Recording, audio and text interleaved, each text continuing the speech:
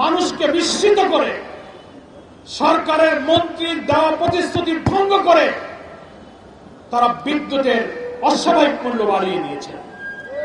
তার সাথে সংশ্লিষ্ট আমার নেতৃবৃন্দ বললেন, বিদ্যুতের মূল্য বাড়লে গার্মেন্টস, কৃষি, সেচ, শিল্প, বেচাকেনা, মানুষের ব্যক্তিগত জীবন, শিক্ষা জীবন, পরিবহনে প্রত্যেকটি জায়গায় বিদ্যুৎ না হলে জনজীবন থাকে না। প্রত্যেকটি জায়গায় এই মূল্য বৃদ্ধির নেতিবাচক প্রভাব পড়বে।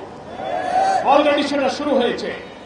আমি সরকারকে বলতে চাই, বর্তমান সরকারের বিদ্যুৎ মন্ত্রী এই চলতি বছর 26 সালের 23 ফেব্রুয়ারি সচিবালয়ের বিদ্যুৎ বিভাগের একটা বৈঠকে আপনি সাংবাদিকদের কাছে বলেছিলেন আগামী 2 বছরের মধ্যে সরকার বিদ্যুতের কোনো দাম বাড়াবে না। আপনি ওটা করেছিলেন, মাত্র 160 দিন 3 মাস চেয়ে পারল না, আপনি বিদ্যুতের দাম বাড়িয়ে দিলেন। আপনি এর আগে জ্বালানির দাম বাড়িয়েছেন প্রায় 12%।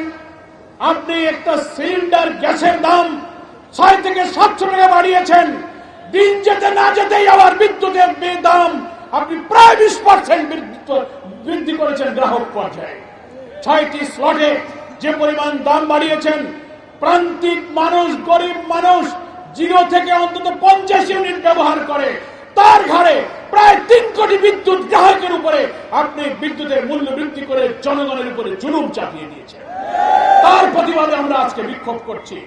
উচিত ছিল বিদ্যুৎ মন্ত্রীর বা সরকারের তার দেওয়া ওয়াদা রক্ষা করে বিদ্যুতের দাম না বাড়িয়ে বিদ্যুৎ সেক্টরে যে অনিয়ম, যে দুর্নীতি, তারপরে যেখানে সিস্টেম লস, ক্যাপাসিটি চার্জের নামে হাজার হাজার কোটি টাকা লুটপাট হচ্ছে, সেইটা বন্ধ করার ব্যবস্থা দরকার ছিল।